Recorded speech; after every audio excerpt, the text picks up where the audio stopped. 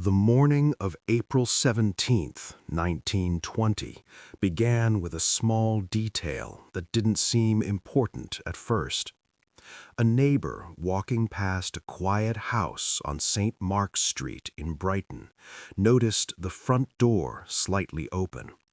It was unusual, but not alarming, at least not yet. The sea breeze moved gently through the doorway, causing the curtain inside to sway back and forth. For a moment, the house looked empty and silent, but something about it felt wrong. The house belonged to Irene Violet Monroe, a 26-year-old seamstress who had lived there for nearly a year.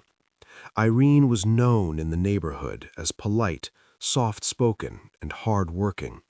She kept mostly to herself, spending long hours sewing dresses for local shops.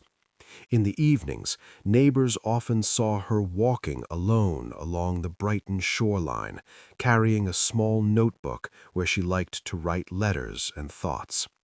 Nothing about Irene suggested danger.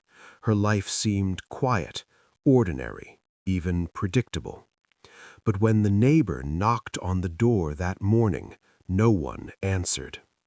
Hours later, concern spread through the street. Irene was not the kind of person who would disappear without telling anyone. Eventually, the landlord unlocked the door and stepped inside. The house looked frozen in time. On the small dining table sat a teacup, half full and already cold. A plate beside it held a slice of bread that had barely been touched. One chair had been pushed back roughly, lying slightly tilted on its side, as if someone had stood up in a hurry. There were no signs of a struggle, no broken furniture, no forced entry. Yet Irene was gone. Her coat still hung by the door. Her sewing materials were neatly placed on a nearby table. Even her notebook, something she never left behind, was missing. To investigators, one detail stood out immediately. Whoever had come into that house the night before, Irene likely opened the door for them herself, which meant she probably knew the person who took her. And in the quiet seaside town of Brighton, that realization sent a chill through the entire neighborhood. Because if Irene Violet Monroe had willingly let someone inside her home that night, then the real question was far more disturbing. Who was the last person to see her alive?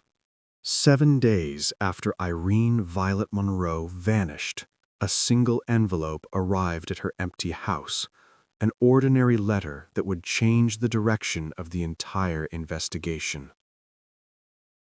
The postman placed it through the slot in the front door, unaware that the house had already become the center of a growing mystery. Inside, the rooms still carried the same eerie stillness investigators had found days earlier. Irene was gone, but her life remained exactly where she had left it. When the police returned to examine the house again, they noticed the envelope lying on the floor. The letter was addressed to Irene. Because she was missing, detectives carefully opened it. The message inside was written in neat handwriting and signed by a man named Edward Hale. The contents immediately raised questions. Edward described Irene as his fiancée. He wrote about their plans to meet in Brighton the very night before she disappeared. According to the letter, the meeting was meant to be their first time seeing each other in person after months of writing back and forth. But something about that claim felt wrong. When detectives spoke to Irene's neighbors, every one of them gave the same answer. No one had ever heard Irene mention a fiancé. No one had ever seen a man visiting her house. For a woman who lived such a quiet and predictable life, the idea of a secret engagement seemed almost impossible. Police quickly traveled to London to find Edward Hale. When they questioned him, his reaction appeared genuine. The moment he heard Irene was missing, his face turned pale reportedly. He insisted they had exchanged dozens of letters and that their relationship had grown serious over time. But Edward revealed something that chilled investigators even more. The last letter Irene had sent him arrived only 2 days before she disappeared. At first it sounded normal, but near the end her writing suddenly changed. Her words became tense, almost frightened. The letter ended with a single unfinished thought. She wrote that she had discovered something about a man named Mr. Langley, something she believed could destroy him. Then the letter stopped. No explanation, no details, no ending. When detectives returned to Brighton and checked the records of Irene's home, they discovered something unsettling. The man who owned the house she lived in was named Arthur Langley. Arthur Langley did not look like the kind of man who would be connected to a disappearance. When detectives first knocked on his door, he greeted them calmly, dressed neatly, his voice steady and polite. To the outside world, Langley was a respectable property owner in Brighton, a man who rented homes to working residents like Irene Violet Monroe. Nothing about his appearance suggested danger. But investigators had already read Irene's final letter, and the moment Langley heard her name, something in the room shifted. He claimed he had not seen Irene for several days before she vanished. According to him, she was simply one of many tenants who rented his properties. Their interactions, he said, were limited to collecting rent and occasional maintenance requests. His answers came quickly, too quickly. Detectives noticed how carefully he chose his words, how smoothly each response seemed prepared in advance. He never hesitated, never stumbled, and never appeared surprised by their questions. Still, suspicion alone was not enough. The police needed evidence. They requested permission to search the property. Langley agreed without protest. At first, the house revealed nothing unusual. Irene's rooms were already familiar to investigators, and everything remained exactly as it had been when she disappeared. The kitchen table, the half-finished meal, the quiet silence of a life suddenly interrupted. But the deeper they searched, the more unsettling the atmosphere became. In the cellar beneath the house, officers noticed a large wooden trunk pushed against the far wall. It was locked. When they forced it open, they expected to find storage items or tools. Instead, they found letters. Dozens of them, every single one written in Irene's handwriting. Many of the letters looked like private diary entries rather than messages meant to be sent. Some described her daily life, her work, and her loneliness in Brighton. But as detectives read further, the tone began to change. The writing grew uneasy, then frightened.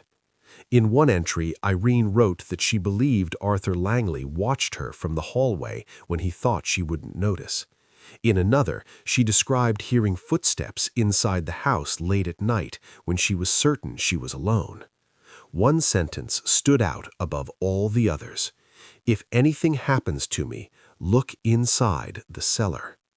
Detectives stood in silence, holding the letter in their hands. They were already in the cellar, which meant Irene knew something was hidden here long before she disappeared. But the trunk of letters was only the beginning, because somewhere inside that quiet house, a darker secret was still waiting to be uncovered.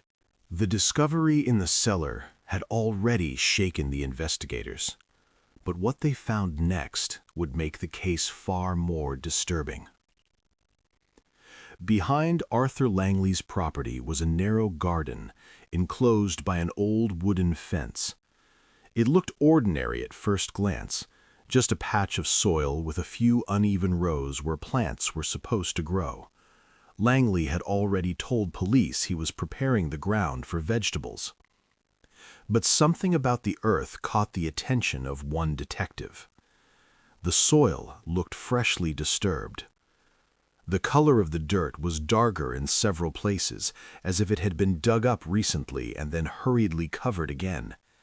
In a quiet neighborhood like this, such a detail could easily be ignored.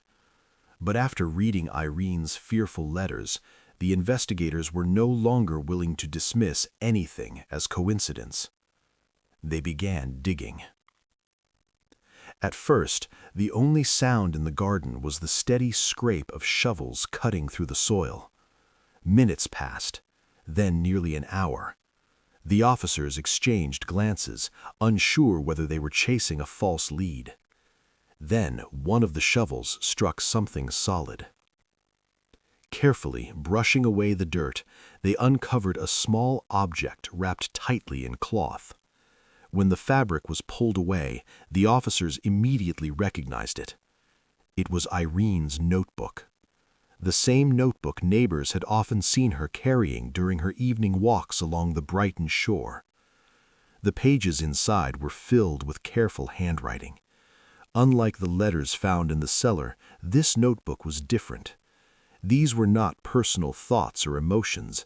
They were observations, dates, times, descriptions. Irene had been documenting Arthur Langley's behavior. She wrote about strange visitors arriving at night, about heavy footsteps echoing through the house long after midnight, and about moments when Langley seemed to be watching her from dark corners of the hallway. One entry stood out more than the rest. Irene wrote that she believed Langley was hiding something connected to several women who had disappeared from nearby towns over the past few years. The realization sent a wave of silence through the investigators. This was no longer just a missing person case. As they continued digging deeper into the garden, the shovel struck wood again, this time something much larger. Slowly, the dirt was cleared away. Beneath the soil, hidden from sight, was a heavy wooden trapdoor, and whatever was waiting underneath it had been buried there for a very long time. The man the police had been searching for across England was finally found in the most unexpected place. It was a cold winter morning in early 1921 when a fisherman sailing along the rocky coast noticed smoke rising from an abandoned lighthouse. The structure had been empty for years, standing alone against the crashing waves. No one was supposed to be living there. Curious and uneasy, the fisherman reported what he saw to the local authorities. Within hours, officers surrounded the old lighthouse. The wind howled against the stone walls as they slowly climbed the narrow staircase inside. Every step echoed through the hollow tower. At the top, they found a small room lit by a single lantern. And sitting near the window was Arthur Langley, the man who had vanished from Brighton months earlier.